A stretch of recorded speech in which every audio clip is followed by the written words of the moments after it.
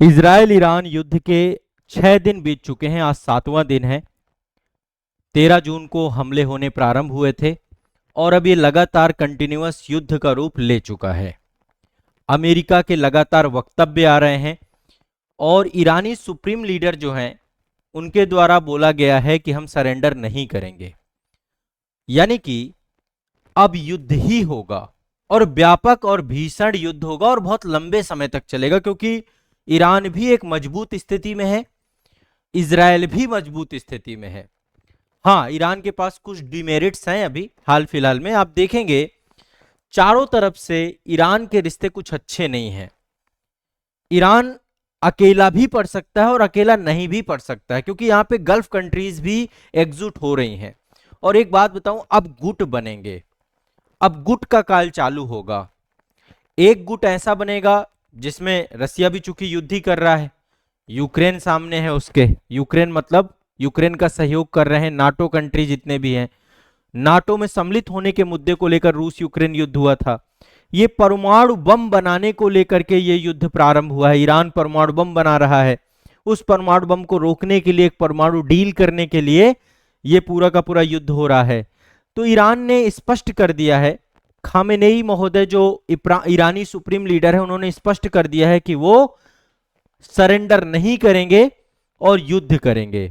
अभी तक इजराइल लगातार हमला कर रहा है, लगातार कंटिन्यूअस हमला, और हजारों मौतें हो चुकी हैं। इस समय 1000 मौतें भर नहीं हुई हैं। तेहरान के हालात इतने बिगड़ गए हैं कि लोग तेहरान छोड़ करके भाग रहे हैं, लोगों का पलायन प्रारंभ हो चुका है। 6 दिनों से जो इजरायली हमले हो रहे हैं इससे हालात काफी बिगड़ गए हैं। पेट्रोल पंपों पर कारों की लंबी लंबी कतारें लग चुकी हैं, लोग डरे हुए हैं और लोग देश को छोड़कर दूर जा रहे हैं, बंकर में छुप चुके हैं। लगभग हजारों की संख्या में लोगों की जान जा चुकी है। यहां पर भारतीय नागरिक भी हैं। अभी मैं यहां पे थोड़ा सा आपको इसका एक डेटा बताता हूं कि ईरान भर में भारतीय नागरिक नहीं है, इजराइल में भी भारतीय नागरिक बहुत सारे हैं। ईरान में लगभग 10,765 भारतीय हैं, जिसमें से लगभग 1500 स्टूडेंट हैं, भारतीय स्टूडेंट हैं, ठीक है, जो वहां पढ़ रहे हैं। इसके अलावा व्यवसायी हैं, शिक्षाविद हैं, बाकी कुछ प्रोफेशनल्स हैं वहां पर, ठीक है। 2 शहरों में ज्यादा भारतीय रहते हैं, एक तो तेहरान जो राजधानी है और दूसरा है जाहेदान। ये 2 जगहों पर ज्यादा भारतीय रहते हैं, ठीक है। इजराइल में भी भारतीय रहते हैं, लगभग 32,000 भारतीय इजराइल में रहते हैं, 32,000, और 85,000 भारतीय मूल के यहूदी लोग वहां पर रहते हैं, जो भारतीय मूल के थे कभी और अभी इजराइल में रह रहे हैं। तो इजराइल में भारतीयों का संख्या देखा जाए तो ज्यादा है, लेकिन अब इजराइल से भारतीयों को निकालने को लेकर कार्य नहीं हो रहा, ईरान से भारतीयों को निकाला जा रहा है। मैं चाहता हूं कि एक बार थोड़ा सा आप बॉर्डर्स को समझने की कोशिश करिए कि यहाँ पे इजराइल, मैं इस पे एक डिटेल वीडियो बना चुका हूं, क्योंकि इजराइल और ईरान के बीच में संघर्ष पहले भी हुआ था। हमास के साथ जब युद्ध चल रहा था उस टाइम पीरियड पर भी युद्ध हुआ था। और देखो एक चीज तो स्पष्ट थी कि ये दोनों देशों को आपस में भिड़ना ही था। दोनों ही, देखो ईरान चाहता है कि यदि वो परमाणु बम बना लेगा तो परमाणु बम बनाने के बाद वो इस्लामिक लीडर बन जाएगा। अभी पाकिस्तान को यदि छोड़ दें तो अन्य किसी भी इस्लामिक देश के पास परमाणु बम नहीं है। पाकिस्तान इकोनॉमिक तौर पे कमजोर है, आर्थिक तौर पे पूरी तरीके से बेकार है। दूसरी आतंक की इंडस्ट्री है।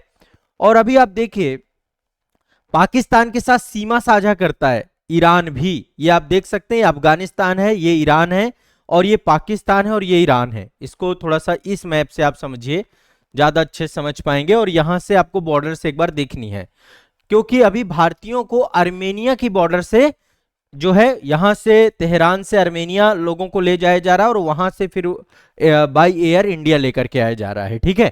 तो ईरान में जो खामेनेई हैं ये वहां के लीडर हैं, सबसे ताकतवर हैं, और 36 साल से लगातार वहां पर जो है बैठे हुए हैं, मतलब एक तरीके से सर्वोच्च टॉप लीडर।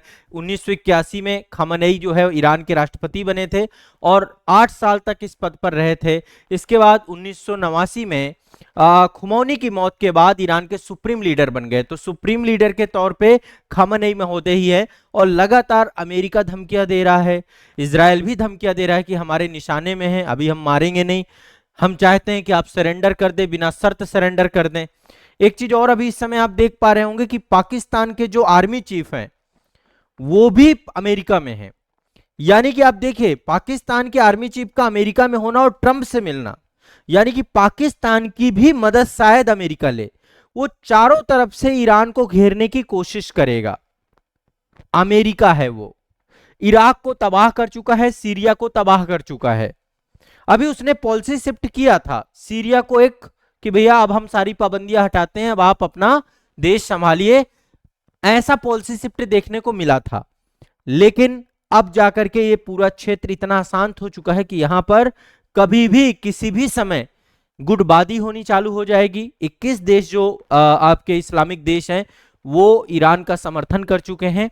अब यहां पर समझिएगा थोड़ा सा विवाद है, यहाँ पे शिया सुन्नी विवाद भी है। यहाँ पे शिया आबादी ज्यादा है और सऊदी अरेबिया में सुन्नी आबादी है। इसका एक पुराना इतिहास है, दोनों के बीच में कॉन्फ्लिक्ट लंबे समय से चले आ रहे हैं। और गल्फ में यदि आप देखेंगे तो अमेरिका के सऊदी अरेबिया के साथ बहुत अच्छे संबंध हैं, इजराइल के साथ बहुत अच्छे संबंध हैं। लगातार इस पूरे क्षेत्र को अमेरिका अशांत करता रहा है, इस क्षेत्र में लगातार हस्तक्षेप करता रहा है बहुत सारे अन्य अन्य कारणों से। ठीक है, तो 13 जून को इजराइल ने ऑपरेशन राइजिंग लायन चालू किया था। ईरान पर 200 फाइटर जेट से हमला किया था। इजरायली ऑपरेशन में ईरान के 14 वैज्ञानिक और 20 से ज्यादा मिलिट्री कमांडर मारे गए। और इजराइल ने यह भी कहा है कि अब कोई भी यदि यहां पर मिलिट्री कमांडर बनेगा हम उसे मार देंगे। ईरान ने पलटवार किया, उसके द्वारा ट्रू प्रॉमिस 3 नाम से एक जो है ऑपरेशन चालू किया गया ईरान के द्वारा इजराइल पे, और उस ऑपरेशन से सैकड़ों मिसाइलें दागी गई। लेकिन यहां पर आप देखिए ईरान के पास एयर डिफेंस सिस्टम नहीं है। ईरान के पास एयर डिफेंस सिस्टम नहीं है और विश्व का सबसे ताकतवर एयर डिफेंस सिस्टम इजराइल के पास है, आयरन डोम, है ना। तो आप एक चीज पाओगे कि इजराइल लीड लेगा इस पूरे युद्ध में। एक तो अमेरिका पीछे खड़ा है, देखा जाए तो इसके पास भी सेना बहुत ज्यादा है, लेकिन इसके पास तकनीकी बहुत ज्यादा है और युद्ध तकनीकी का है, सीधा बॉर्डर लगती नहीं है। देखिए जॉर्डन, सीरिया है, इधर इराक है, फिर जाके ईरान, यानी कि एक लंबी दूरी है, 1500 किलोमीटर की दूरी है दोनों देशों के बीच में। तो इसके पास एयर डिफेंस, एक भी मिसाइल आएगी वो गिरेगी ही गिरेगी। और ईरान के साथ एक चीज और है, यहां पे ऑयल है, ऑयल है। तो यहां पर जहां पर भी यदि ऑयल एरिया को निशाना बनाया गया, न्यूक्लियर एरिया को निशाना बनाया गया, जो कि बनाया जा रहा है, ऐसे में ऑटोमेटिक पूरा का पूरा तबाही के कगार पर ही बैठा हुआ है। आप सोचिए कोई भी जहां पे भी ऑयल रिफाइनरी है, एयर टैंक है, वहां पर यदि हमला हुआ तो इसका मतलब कंप्लीट ब्लास्ट, वो पूरा का पूरा एरिया ही साफ हो जाएगा। ठीक है, तो अभी G7 शिखर सम्मेलन हुआ, बहुत कुछ खास प्रगति नहीं हुई इस पूरे युद्ध को रुकवाने को लेकर, यहां तक कि ट्रंप और एग्रेसिव हो चुके हैं। तो 13 जून से ये पूरा युद्ध चल रहा है। 14 जून को ईरान ने इजरायली रक्षा मंत्रालय को निशाना बनाया। ईरान ने 3 इजरायली F-35 फाइटर जेट मार गिराने का दावा किया। ईरान और अमेरिका के बीच में न्यूक्लियर वार्ता रद्द हो चुकी है और ईरान ने यह भी बोल दिया है कि अब हम एनपीटी से भी बाहर जाने की बात कर रहे हैं। हमारी पार्लियामेंट प्रॉपर एक ड्राफ्ट बना रही है, उस ड्राफ्ट के अनुसार हम इससे एग्जिट हो जाएंगे पूरी तरीके से। यानी कि अब नाभिकीय प्रसार संधि पर भी संकट मंडरा रहा है। वो बाध्यकारी संधि से धीरे धीरे अब देश हटना चालू हो रहे हैं, जिसमें पहला देश ईरान बनेगा। इससे पहले उत्तर कोरिया बन चुका है, उत्तर कोरिया ने एनपीटी पे साइन करके एनपीटी से वापस होकर उसने परमाणु बम बना लिया है। यानी परमाणु बम बनाने की होड़ है वर्तमान में। 15 जून को इजराइल का ईरान के तेल ठिकानों पर हमला किया गया। जैसा कि मैंने बताया यहाँ पे मल्टीपल बहुत जगह से जहां से तेल का माइनिंग किया जाता है, तो तेल ठिकानों पर हमला किया गया। और एक चीज और समझिएगा, ईरान ने मुस्लिम देशों से एक होने की अपील भी की है कि सभी मुस्लिम देश एक हों। इजराइल ने ईरानी रक्षा मंत्रालय पर हमला किया, चूंकि ईरान ने पहले इजराइल के रक्षा मंत्रालय पर हमला किया, तो इजराइल ने भी ईरानी रक्षा मंत्रालय पर हमला किया। ईरानी हमलों से हाइफा रिफाइनरी सेंटर को नुकसान पहुंचा है, हाइफा में रिफाइनरी सेंटर है, वहां पर नुकसान पहुंचा है। ईरान का इजराइल पर सबसे बड़ा हमला, 8 लोग मारे गए, 200 से ज्यादा लोग अभी तक घायल हो चुके हैं इजराइल पर भी।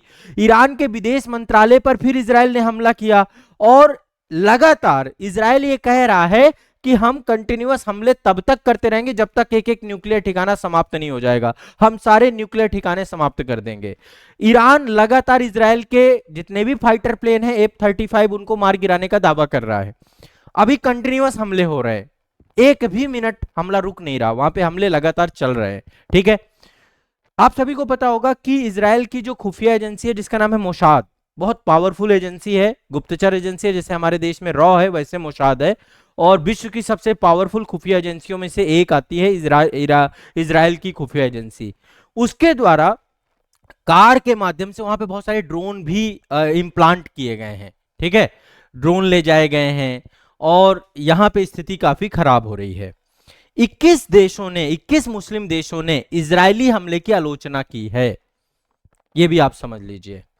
अमेरिका साथ में खड़ा है और अमेरिका कह रहा है कि यदि एक भी बार इजराइल इस युद्ध से पीछे नहीं हटा, युद्ध करने की ताक में रहा, तो अंजाम बहुत बुरे होंगे, हम तबाह कर देंगे, नेस्तनाबूद कर देंगे। ईरान के पास कुछ भी नहीं है, और ये बात सत्य है। ईरान टिक नहीं पाएगा, ज्यादा दिन तक नहीं टिक पाएगा। आप देखिए, इराक को एक बार ये धरातल पर ला चुके हैं, खत्म कर चुके हैं, नेस्तनाबूद कर चुके हैं। आज इराक की हालत बहुत खराब है, सद्दाम हुसैन जैसा लीडर वहां पे था। सीरिया को भी तबाह कर चुके हैं। ईरान पे लंबे समय से घात थी, इसलिए ईरान, देखिए, संप्रभुता पे जब हमला होता है ना कोई भी देश, तब युद्ध करता है। जब कूटनीति के सारे रास्ते बंद हो जाते हैं तब कोई देश युद्ध करता है। कोई भी युद्ध नहीं चाहता है। युद्ध होता है तब जब कूटनीति के सारे रास्ते बंद हो जाते हैं, तब युद्ध का रास्ता निकल के आता है। अभी पहलगाम पे हमला हमारे देश की संप्रभुता पे हमला था और हमने इसका प्रत्युत्तर दिया। ट्रंप लगातार कह रहे हैं मैंने सीज फायर कराया, मैंने सीज फायर कराया। अभी हमारे प्रधानमंत्री जी थे, उन्होंने स्पष्ट किया है G7 में कि सीज फायर में किसी की कोई भूमिका नहीं थी, भारत मध्यस्थता स्वीकारता नहीं है। ठीक है, तो ये पूरा का पूरा मामला है। ईरान अब सरेंडर नहीं करेगा। अब यहां पर एक गुट बनेगा। देखिए, मैं गुट आपको एक बार बताता हूं कौन कौन किस गुट में आएगा। एक गुट बनेगा ईरान, रसिया, चाइना। चाइना जल्दी एंट्री नहीं करता, चाइना के अपने इतने सारे मुद्दे हैं। चाइना चूंकि उसकी पॉलिसी अलग है, वो विश्व के मामलों में जल्दी नहीं घुसता है। लेकिन यदि गुट बनेगा, इजराइल के साथ अमेरिका खुले तौर पे खड़ा हो गया, यदि प्रॉक्सी वार हुआ तब तो कोई दिक्कत नहीं है। प्रॉक्सी वार मतलब पीछे होकर के लड़ना। यही काम यूक्रेन के साथ अमेरिका कभी खुल के नहीं आया रूस के खिलाफ। और मुझे लगता है कि इजराइल वाले मामले में भी, ये युद्ध के मामले में अमेरिका खुल के नहीं आएगा।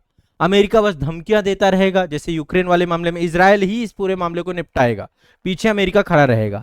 लेकिन मान लो धोखे से अमेरिका, मान लो ईरान ने हमला कर दिया। देखो, द्वितीय विश्व युद्ध में भी आप देखेंगे, जापान ने जब तक पर्ल हार्बर पे हमला नहीं किया था, अमेरिका सामने नहीं आया था। अमेरिका तब आया जब पर्ल हार्बर पर हमला हुआ।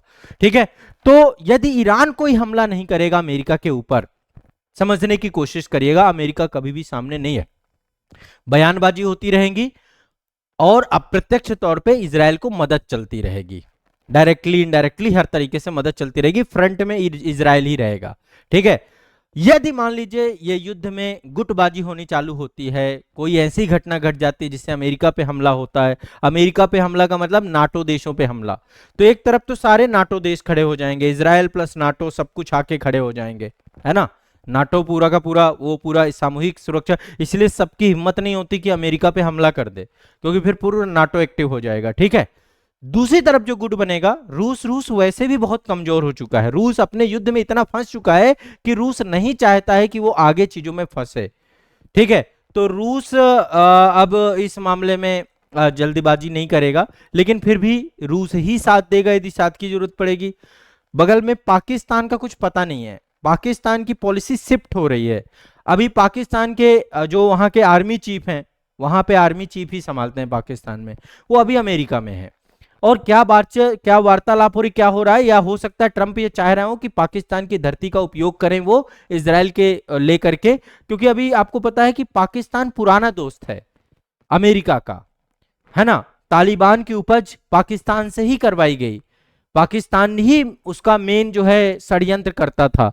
जब यूएसएसआर को पराजित करना था तब अफगानिस्तान में पूरी तरीके से तालिबान का जन्मदाता अमेरिका है और ये पाकिस्तान के साथ मिलकर काम किया गया। अभी चाइना के खेमे पे बैठा हुआ दिखता है पाकिस्तान, तो वो पूरा का पूरा फिर से पुराने दौर के तरह फिर से ट्रंप चाह रहे हैं कि पाकिस्तान उनके खेमे में आ जाए। तो एक गुट बनेगा रसिया, चाइना, ईरान और इसमें इस्लामिक देश भी हो सकते हैं। इस्लामिक देश, जितने भी इस्लामिक देश हैं वो सारे एकजुट हो सकते हैं। टर्की हो सकता है, सऊदी अरेबिया के चांसेस बहुत कम है, यूएई के चांसेस बहुत कम है, लेकिन फिर भी कुछ भी होने को होगा। ये जब पूरे क्षेत्रीयता की बात आ जाएगी या फिर इसमें धार्मिक पहलू देखा जाएगा तो हो सकता है एक गुट ये बन जाए। दूसरा गुट जो बनेगा वो अमेरिका प्लस नाटो का बनेगा। नाटो देश जितने भी हैं सब एक साथ आ जाएंगे, इजराइल साथ में खड़ा हो जाएगा। यदि ये दो गुट बनते हैं और खुलकर युद्ध होना चालू होता है तो यही तृतीय विश्व युद्ध का रूप धारण करेगा। एक तरफ अमेरिका की लीडरशिप रहेगी और दूसरी तरफ रसिया लीड करने की स्थिति में है नहीं, तो हो सकता है चाइना ही पावरफुल रहे, पर चाइना एंट्री नहीं करता है। चाइना के अपने मुद्दे इतने सारे हैं, चाइना नहीं चाहता कि वो किसी भी डिफेंस वाले मामले पर फंसे। तो ये एक बहुत अच्छा अभी संकेत नहीं है। भारत की यदि बात करें, भारत गुट निरपेक्ष रहा है हमेशा। भारत हमेशा गुट निरपेक्ष रहा है। भारत कभी भी किसी पक्ष का हिस्सा बनेगा ही नहीं, कभी नहीं बनेगा। ठीक है, हमारी ईरान से भी उतनी ही मित्रता है जितनी इजराइल से है। हमारे लिए अमेरिका भी उतना इंपॉर्टेंट है, रसिया भी उतना इंपॉर्टेंट है। हम अपने पड़ोस को अशांत नहीं करना चाहते, हम खुद इतनी सारी उलझनों से उलझे हुए हैं। तो अभी बहुत सारे भारतीय वहां पर फंसे हुए हैं। आप सभी को पता है अभी मेन जो भारत का मोटिव है कि जो वहां पर भारतीय फंसे हुए हैं किसी तरीके से उनको लेकर के यहां पर आया जाए। ठीक है, भारतीय अभी लगभग लाए भी गए हैं। अप्रॉक्स जो है 110 भारतीयों को नई दिल्ली ले आया गया है। लेकिन टोटल यदि देखें, मैं एक बार थोड़ा सा मैप आपको दिखाता हूं कि एक्चुअल में किस तरीके से पूरा का पूरा मामला डील किया जा रहा है। ये आपका इजराइल है, तो लगभग अभी ईरान से 110 भारतीय छात्रों को दिल्ली लेकर के आया गया है। अभी 1500 भारतीय छात्र हैं, बाकी वहां पे आम नागरिक जो आना चाहेंगे वो सारे के सारे। ईरान में एक मेडिकल कॉलेज है जिसका नाम है उर्मिया मेडिकल यूनिवर्सिटी। वहां पर जितने भी छात्र अभी पढ़ रहे थे उन सभी को वापस लाया जा चुका है और लगभग 90 छात्र कश्मीर के हैं। और जो भारतीय छात्र पहुंचे हैं उन्होंने बताया कि वहां के हालत बहुत खराब होते जा रहे हैं दिन ब दिन। तेहरान में स्थिति बहुत खराब होती जा रही है ना, लगातार वहां पे लोग पलायन कर रहे हैं। और यहां से एक्चुअल में जो भी चीजें हो रही हैं आर्मेनिया ले जाकर के हो रही हैं। यहां से निकाली, यहां का हवाई क्षेत्र तो पूरी तरीके से बंद हो चुका है। अब आप सोचिए, एक चैलेंज ये भी होता है जब कभी भी युद्ध जैसे हालात बनते हैं पूरे हवाई क्षेत्र बंद हो जाते हैं। ठीक है, तो यहां से आर्मेनिया की राजधानी है येरेवन पहुंचाया जाता है आर्मेनिया से। ठीक है, और येरेवन में थोड़ा सा एक बार एग्जैक्ट आपको बता देता हूं ताकि थोड़ा सा आपको स्पष्टता है, आपके दिमाग में चीजें बैठे। ये है आपका, यहां पे देखिए कई सारी जगहों पे भारतीय हैं। एक करमान जगह है, यहाँ पे नीचे एक करमान जगह है, यहाँ पर भारतीय बहुत सारे हैं। यहाँ पे एक जगह है इफहान एक जगह है, हमदान एक जगह है, तेहरान एक जगह है, ताबरीज एक जगह है। अलग अलग ये साइट्स हैं जहां पर भारतीय हैं। इनको ले जाया जा रहा है यहां पर। ये आर्मेनिया की बॉर्डर है जिसका नाम है नारदुज बॉर्डर। नारदुज बॉर्डर पर भारतीयों को सबसे पहले ले जाया जा रहा है। ये बॉर्डर खुली हुई है यहां से। तो ईरान के अलग अलग शहरों से नारदुज बॉर्डर तक भारतीय छात्रों को बोला भी गया है कि आप यहां तक पहुंचिए जैसे भी हो सकता है। और यहां से फिर उनको जो है जो आर्मेनिया की राजधानी है येरेवन एयरपोर्ट, बस के माध्यम से येरेवन एयरपोर्ट आर्मेनिया की राजधानी पर पहुंचाया जा रहा है और उस एयरपोर्ट से उनको दिल्ली लाया जा रहा है ना, दिल्ली लाया जा रहा है। अब आपके दिमाग में आ रहा होगा कि आर्मेनिया को ही चुना क्यों गया। ईरान के साथ तो 7 देशों की बॉर्डर लगती है, पाकिस्तान की लगती है, अफगानिस्तान की लगती है, तुर्कमेनिस्तान की लगती है, अजरबैजान की लगती है, आर्मेनिया की लगती है, तुर्की की लगती है, इराक की लगती है। अब आप समझिएगा, पाकिस्तान से कोई लेना देना है नहीं, सबसे सेफ यही रहता कि हम पाकिस्तान से ले लेते, लेकिन पाकिस्तान से हमारे रिश्ते खराब है। अफगानिस्तान में तालिबान बैठा हुआ है। यही स्थिति अजरबैजान और तुर्की से भारत के रिश्ते अभी बहुत अच्छे नहीं है। तुर्की सीधा पाकिस्तान का सपोर्ट कर रहा है और यही स्थिति अजरबैजान की है। ठीक है, तो इसके अलावा अभी यहाँ पे एक और ऑप्शन है हमारे पास, ओमान का ऑप्शन है। नीचे ओमान है मैप में, संभवतः रुक जाइए, एक ये वाला मैप है, ये आप देख सकते हैं। ओमान का रास्ता भी चुना, यहाँ पे हार्मुज जल संधि है। हरमुज जल संधि पर भी संकट है। ईरान हरमुज जल संधि को रोक देता है। कई बार ऐसा हो चुका है, 1975 में हो चुका है, जब कभी भी ये क्षेत्र अशांत होता है तो ईरान इस क्षेत्र को ब्रेक कर देता है, बंद कर देता है।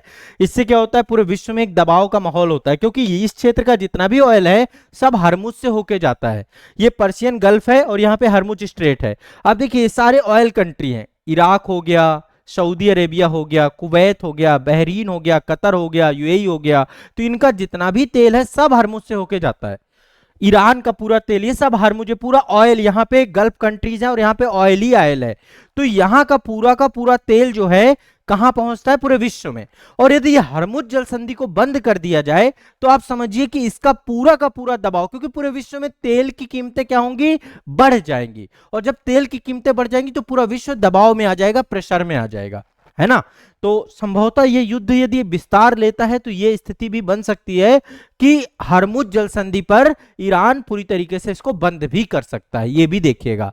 अब यहाँ पे मैं समझा रहा हूं कि आर्मेनिया को ही हमने क्यों चुना, ठीक है, क्योंकि जितने भी शहर मैंने आपको अभी बताए, इन सभी शहरों से आर्मेनिया की बॉर्डर सबसे कम दूरी पर है, और आर्मेनिया के साथ भारत के संबंध बहुत अच्छे हैं, दोनों देशों के बीच में रक्षा समझौता भी है, अन्य देशों के साथ अभी भारत के इतने अच्छे संबंध नहीं है।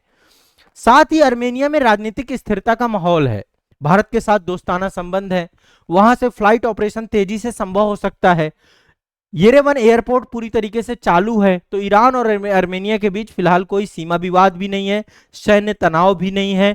दूसरी तरफ ईरान का जो पूर्वी पड़ोसी है पाकिस्तान, भारत के रिश्ते आप सभी को पता है ऑपरेशन सिंदूर के बाद बदतर हो चुके हैं, तो पाकिस्तान विकल्प से हट गया। ईरान के साथ जो है इराक के तनाव बहुत लंबे समय से चल रहे हैं, इराक और ईरान के बीच में अच्छे रिलेशन नहीं है, कई बार इजराइल ने इराक के मतलब ठिकानों से भी ईरान पे हमला किया है, मतलब इजराइल इस पूरे क्षेत्र का उपयोग करता है यहाँ पे हमला करने के लिए, तो इसलिए ये क्षेत्र सुरक्षित नहीं है। वैसे भारत के तो अच्छे रिलेशन है इराक से, लेकिन ये सुरक्षित क्षेत्र नहीं, क्योंकि ये युद्ध यहां से भी चल रहा है, प्रॉक्सी युद्ध चल रहा है यहां से, ठीक है। ऑपरेशन सिंदूर के दौरान अजरबैजान ने खुलकर पाकिस्तान का समर्थन किया था, तुर्की ने खुलकर पाकिस्तान का समर्थन किया था, अपने ड्रोन भेजे थे, भारत की निंदा की थी, भारत की कार्रवाई की, तो ऐसे में अजरबैजान को हम विकल्प लेके नहीं चल रहे हैं, ठीक है। तुर्की अभी वर्तमान में देखा जाए यहाँ पे टर्की है, एक स्थिर देश है, ईरान के साथ सीमा साझा करता है, लेकिन यहां तक पहुंचना भारत के, मतलब देखो पाकिस्तान का समर्थन जरूर किया है, लेकिन भारत के साथ रिश्ते ऐसा नहीं कि बहुत ज्यादा तनातनी है, लेकिन फिर भी हम अभी इसको ऑपरेशन सिंदूर के बाद से एक अच्छा विकल्प नहीं देख रहे हैं। तो ऐसे में आर्मेनिया हमारे लिए एक बेस्ट विकल्प है, आर्मेनिया की राजधानी येरेवन से ही हम इनको लेकर के आ रहे हैं, और ईरान और इजराइल के बीच हालात काफी तनावपूर्ण हैं, शहरों में हमले हो रहे हैं, सुरक्षा का खतरा बना हुआ है, भारतीय छात्र सीधे ईरान से एयर लिफ्ट नहीं हो सकते हैं, क्योंकि एयर पूरी तरीके से वहां का हवाई मार्ग पूरी तरीके से बाधित हो चुका है, इसलिए सभी नागरिक उड़ानें बंद हो चुकी हैं, तो आर्मेनिया को विकल्प चुना है। संभवतः आप समझ पा रहे होंगे। पड़ोसी देश एक बार फिर से समझ लीजिए, तुर्कमेनिस्तान मतलब थोड़ा सा डिस्टेंस बहुत हो जाएगा, यहां से स्टूडेंट पहुंचेंगे, तो ये दूरी के कारण से तुर्कमेनिस्तान के साथ भी हमारे संबंध बहुत खराब नहीं है, लेकिन फिर आप देखिए यहाँ पे पाकिस्तान होकर के आना पड़ेगा, तो ओवरऑल कहीं ना कहीं पे ये पूरा का पूरा हवाई क्षेत्र भी हमारे लिए बाधित है, और स्पष्ट है भी भारत पाकिस्तान के रिश्ते जब तक अच्छे नहीं होते ये पूरे विकल्प सारे बंद हो जाते हैं। तो ये पूरी यहाँ की भू राजनीतिक स्थिति मैंने आपको बताई, और आपको संभवतः चीजें स्पष्ट हो रही होंगी। युद्ध तृतीय विश्व युद्ध में बदलता है, ये समय बताएगा, समय के साथ हमें पता चलेगा, लेकिन अब आप समझिए जब जब प्रथम विश्व युद्ध हुआ है, जब जब द्वितीय विश्व युद्ध हुआ है, तृतीय विश्व युद्ध उस समय मतलब उसके पहले साल 2 साल 3 साल 4 साल 5 साल में माहौल खराब रहा है, वही स्थिति वर्तमान में बनती हुई दिख रही है। अब एक बार अच्छे से लड़ ही लो, जब लड़ने का ही विकल्प सबने बना रखा है, कायदे अब सब परमाणु बम बनाए बैठे हैं, चाइना 600 परमाणु बम बनाए बैठा है, बताइए, है ना, रूस के पास 5000 से ज्यादा परमाणु बम है, रूस के पास सबसे ज्यादा परमाणु बम है पूरे विश्व में। तो कंडीशंस पूरा विश्व तबाह करने के लिए, पूरी धरती को नष्ट करने के लिए इन्होंने हथियार बना रखे हैं, और ये हथियार लगातार बनाते जा रहे हैं। ये एक अब ईगो वार में बदल चुका है एक तरीके से। अब ये आगे आने वाला भविष्य बताएगा कि क्या कहानी होकर के जाती है। ईरान लेकिन परेशान हो जाएगा, मैं ये चीज आपको बता दे रहा हूं। ईरान इस पूरे युद्ध में, इजराइल का ज्यादा कुछ बिगड़ेगा नहीं, इजराइल के पीछे अमेरिका जैसा महादेश खड़ा है, उसको फंडिंग भी अच्छी हो जाएगी, उसको हथियार भी मिलते रहेंगे, उसको सेना का सपोर्ट भी, सब कुछ मिलता रहेगा। तो ये चारों तरफ से घेरा जाएगा। अभी पाकिस्तान से भी इसके बहुत अच्छे रिलेशन नहीं है, अफगानिस्तान से भी अच्छे रिलेशन नहीं है, सऊदी अरेबिया से अच्छे रिलेशन नहीं है, इराक से अच्छे रिलेशन नहीं है ना। तो इसके रिलेशन भी अब पड़ोसी राज्यों से अच्छे नहीं है। तो ऐसे में एक जो है माहौल ऐसा बन रहा है कि ईरान तबाही के कगार पर आ चुका है। तो ये कुछ मेरा एनालिसिस था। आप लोग कमेंट जरूर किया करिए, बताया करिए। बहुत सारे बच्चे मुझे कमेंट करके बताते हैं कि आप सर जो बता रहे हैं इसमें मिर्च मसाला नहीं होता। देखिए, मेरा उद्देश्य है यूपीएससी और आईएएस और स्टेट पीसीएस की तैयारी करने वाले बच्चों के मन में जो मीडिया में चल रही हैं चीजें, उससे मतलब मीडिया में क्या कुछ भी चल रहा है इस समय, ये बम फूटा, ये हो गया, तृतीय विश्व युद्ध, ये सब चीजें आपको समझने की जरूरत नहीं है। आपको बस ये समझना है कि ये पूरा भू राजनीतिक सिनेरियो क्या, एग्जाम दृष्टिकोण से आपको चीजों को समझना है। आप जब सभी दृष्टिकोणों को समझ पाएंगे तब आईआर में आपकी एक अच्छी पकड़ होगी। और मैं जल्दी एक सेशन लेकर आऊंगा जो यहाँ पे ईरान में इस्लामिक रेवोल्यूशन हुआ था, उस पर भी हम डिस्कस करेंगे 1979 पे। वो एक स्टूडेंट मूवमेंट था और उसके बाद से ही ईरान की पूरी जो पॉलिटिक्स है वो बदल गई, है ना। पहले इजराइल को मान्यता देने वाला देश इजराइल का शत्रु बन बैठा। उन सब मुद्दों पे हम डिटेल में भी डिस्कशन करेंगे, चर्चा करेंगे। मेरा आप सभी से आग्रह है कि एक काम जरूर कर लीजिएगा, मेरे इजराइल फिलिस्तीन वाले जो मुद्दे वाले वीडियो हैं, इजराइल फिलिस्तीन मुद्दे वाले वीडियो, वो आजाद आईएएस एकेडमी के इसी यूट्यूब चैनल पर है। आप एक बार इनको सबको देखिए, जरूर देखिए, आपकी बहुत अच्छी समझ विकसित होगी। 5 से 6 वीडियो में मैंने डिटेल में समझाया इजराइल फिलिस्तीन विवाद को, ठीक है। इंटरनेशनल करंट अफेयर्स करके प्लेलिस्ट बनी हुई है, आप एक बार वो प्लेलिस्ट जरूर देखिएगा, ठीक है। चलिए।